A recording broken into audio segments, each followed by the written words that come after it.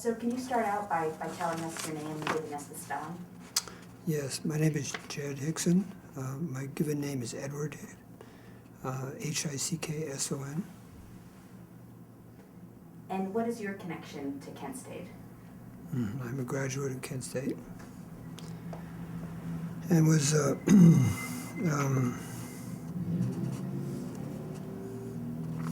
on campus in front of Taylor Hall, part of the crowd moving back and forth on May 4th. And what are your memories of the events surrounding May 4th? If I could read this, my memories are part of this. Sure, please. Right. It's a poem I've been working on for, I guess, about a year, all on the 4th of May. And it's dedicated to Alan Camphora, who has stood at the door for 40 years and stands there still. In commemoration of the 40th anniversary, on Monday, May 4th, 1970, on a quiet college campus in Northeast Ohio, 4 students were killed and 9 more were wounded in 13 seconds of gunfire from the rifles of Ohio National Guardsmen called to duty on Sunday, May 3rd, and again on the morning of May 4th. Many of the guardsmen were the same age as the students. Herein lies a story and a tribute to those fallen, to those not, to those wounded, to those not, to those present, and to those not. Flowers are better than bullets. On the 4th of May at 12:24 in the afternoon, for 13 seconds, rendered asunder by 67 bullets, peace was torn and shattered on the winds of change. At that moment, the American psyche entered a new paradigm, and so great was the schism that the old and the new have yet to communicate. On Sunday, May 3rd, Alison Krauss talked with a guardsman who had a flower in the barrel of his M1. Later on Sunday, she yelled at the commanding officer, "Flowers are better than bullets." In 2007, I wrote, "No book, no poem, no stanzas, no lines, no. No rock stars, no hot tunes, no. No shit, no." But I awoke, May 4th, 2007, 37 years after, and pronounced, "My God, it's good to be alive." It's still true, May 4th, 2010.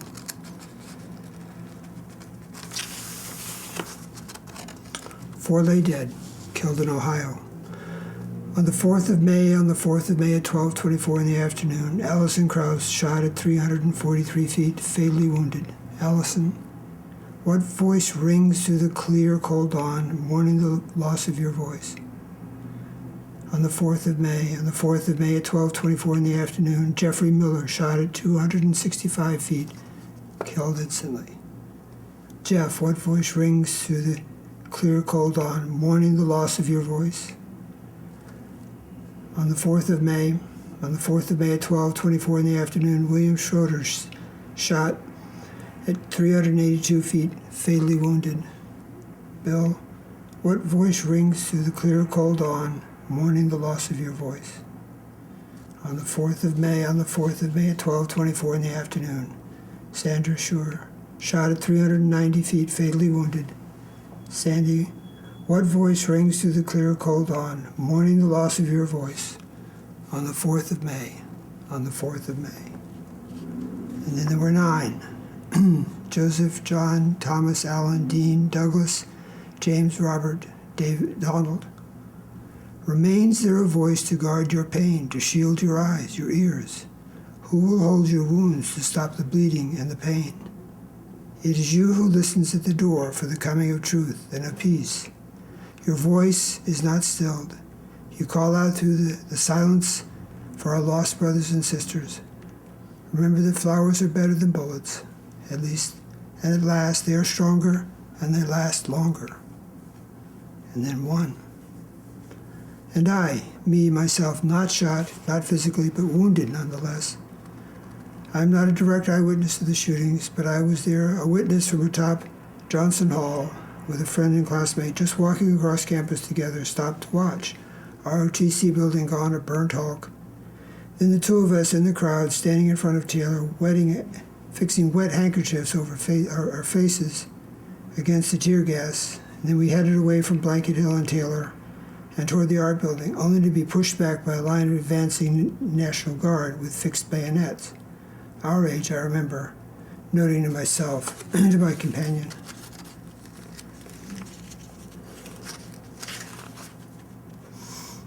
As I recollect now, 40 years later, seeing bayonets fixed on rifles remains one of the freshest memories, one of the most fixed in memory. I particularly remember being struck by how young the National Guard looked, all dressed in fatigues and helmets, with the rifles and bayonets held diagonally across their chests. So we came back to the Johnson Hall side of the hill, and where we saw someone lobbing back tear gas. We witnessed the guardsmen cross and start up the hill. We now cut out from the crowd and entered Johnson, and finally watched. We were on the roof. Watched later as the state police riot trained and equipped unit arrived. Finally worked our way back to the Music and Speech Center and the TV station to report what we had heard. To the hundreds who were there, but were not shot, not physically, but wounded nonetheless, not direct eyewitnesses, though perhaps you were, but there, present. We who have carried wounds all these years, we who are victims too. Is there a voice that sings our voice, our anger, who will succor our wounds? We shall learn no longer to be victims. We shall learn. We have carried this burden. We will sing our anger. We will succor our wounds, that they may heal and learn. We shall not victims be. In a village of life and light grows there a city of hope. So here now, in the present, the steps we take on earth or in the sky, one after another, leading inevitably back to that moment 40 years ago, can we but begin anew, turning toward hope, toward forgiveness, toward reconciliation. Know that we shall not victims be. Remembrance of these 13 seconds becomes readiness, preparedness, the stuff of continuance. As we, inspired, listen to a guide to reconciliation, a guide to affirmation, and as we, recognize or not, signify or not, acts of affirmation and reconciliation become as necessary as breathing, as dreaming, as the essence of life. The great vessels of hearts and minds begins empty and fills, and then we empty it to begin again. What words, said the poet, inflict hope, incite forgiveness? What are the colors of peace and the sounds of loving? Where is the laughter of forgiveness, the thunder of healing? To those voices stilled, to our voices and to our hearts bring peace, quietude, and certain assertion that the next revolution will be conducted by reconciliation.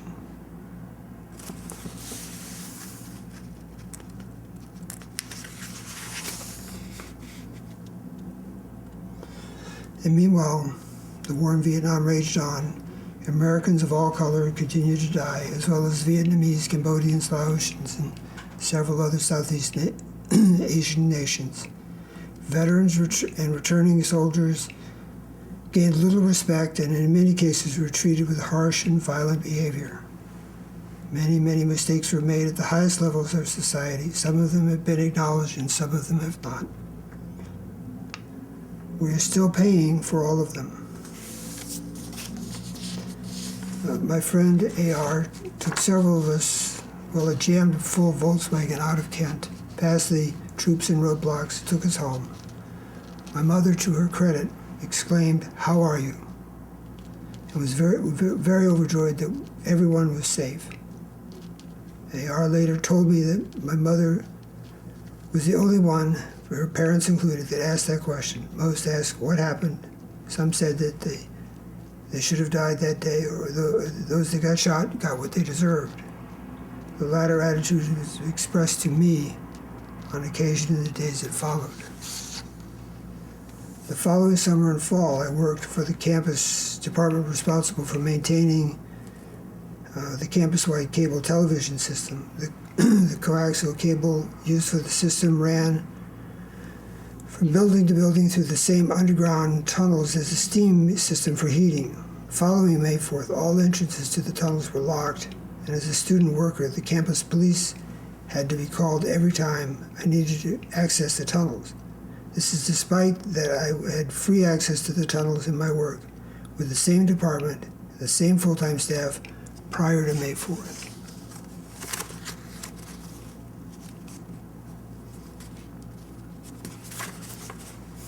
And thanks so much for sharing that with us. You're quite welcome. It's meant a lot to me to write it and to have it heard. Why is it important to you that we remember Kent State?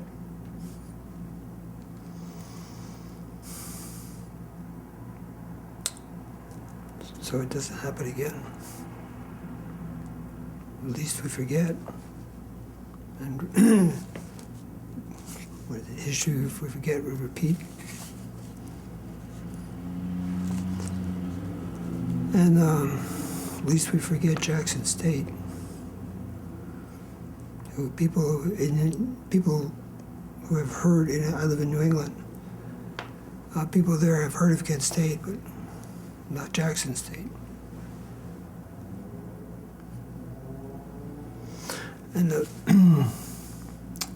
some of the talk I've heard here today, living in New England,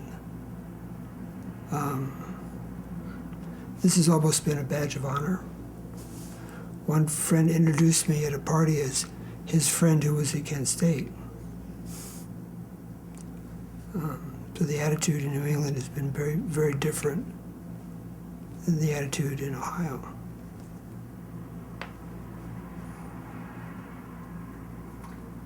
How has your experience at Kent impacted your life?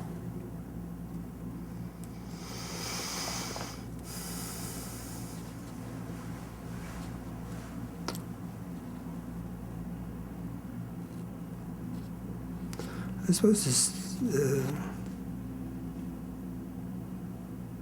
it radicalized me to a certain extent.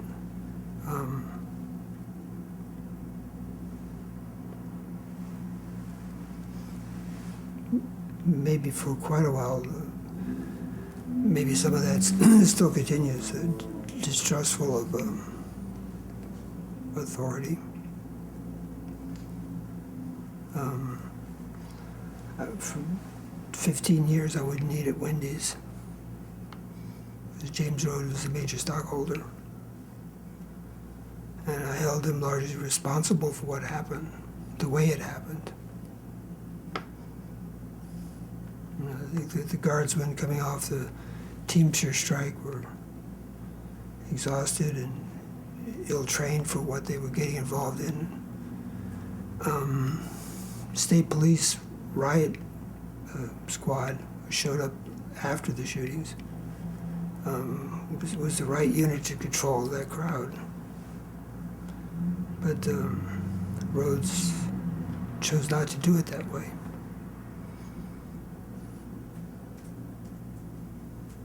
So, my token resistance was that I wouldn't line his pockets.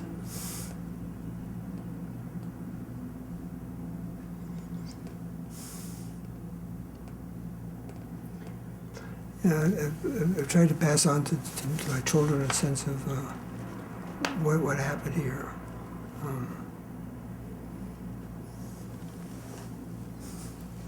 My daughter is sitting right over here.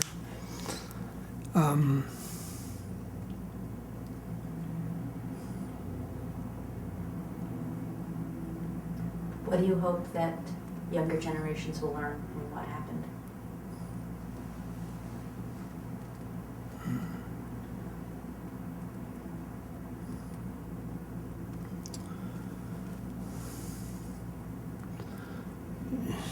Decisions are made by people in power, that have little or nothing to do with the reality of the situation. I mean, that's happened before, it happened since, but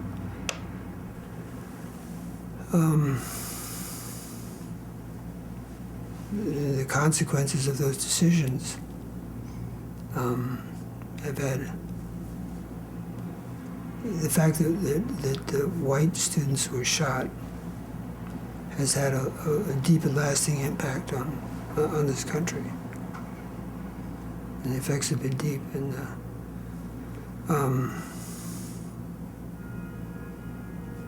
sadly, the same thing is not true of Orangeburg, South Carolina State, or Jackson State, other places where black students have been killed.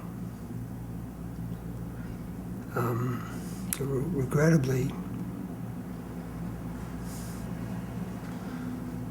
white students were killed, but as the song goes, maybe it should have happened long ago, because it created an environment that may or may not, but may have ended a war.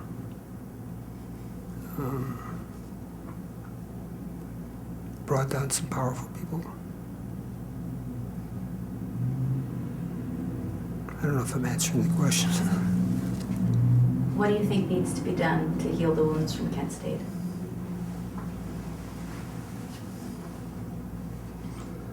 Well,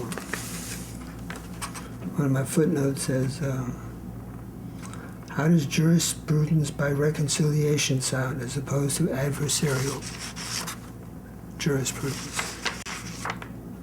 A friend of mine has been working for 20 years on changing the canon law in the Episcopal Church so that jurisprudence is handled by reconciliation. I think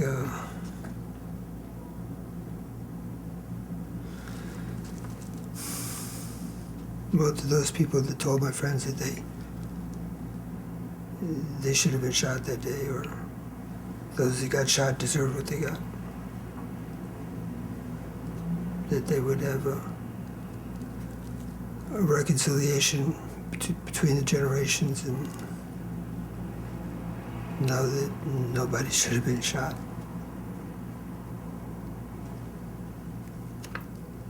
Why have you chosen to come share your poems and your stories with us today?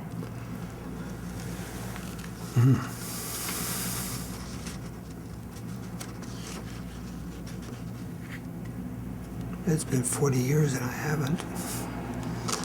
This is the first time I've been back for this commemoration.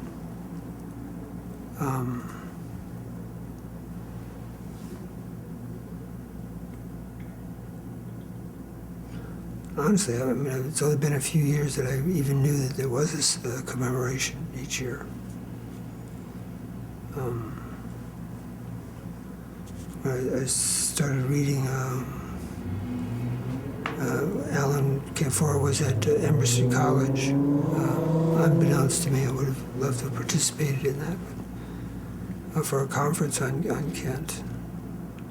And that was the first time that I knew that there was anything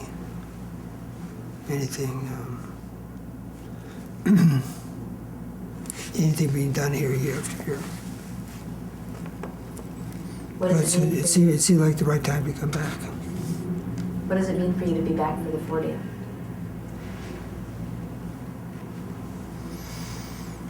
I don't think I know yet. You know, we just got in last night and came over this morning and here, and we've got seats for the production that David Hassler is doing tonight.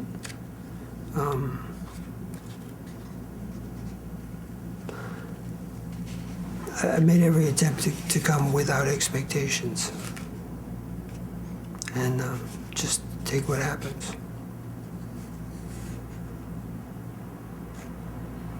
Well, thank you so much for coming here and sharing your poems and stories with us. Oh, thank you. guess we can just ask, is there anything else you feel you want to add?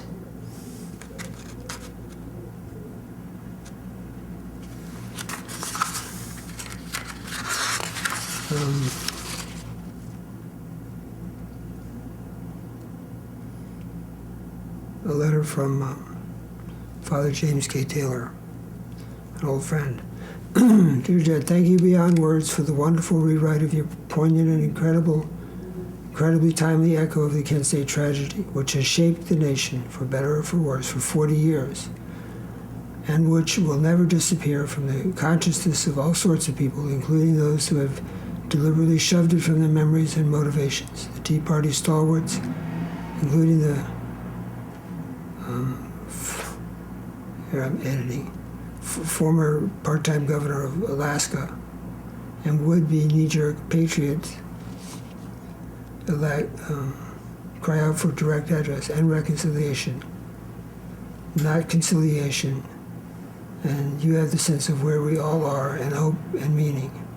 I think you have strengthened the personal odyssey of the time, which is now exactly the same as invoking the meaning of the Last Supper, or perhaps Hiroshima and Nagasaki.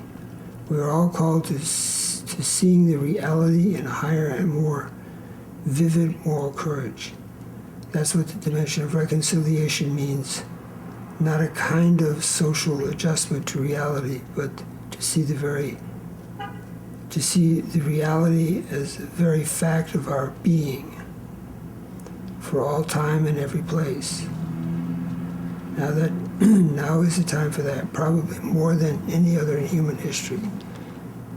Thank you for the superb job of elevating the sacrifice without capitalizing upon the most sentimental, superficial kind of nostalgia. The vacuity and meaningless of the National Guard becomes a terror, and you have somehow managed to paint their profile with blind duty and incredible ignorance as well as their only identification. I am moved beyond words, and I thank you for remembering. So, at least we forget. Thank you so much.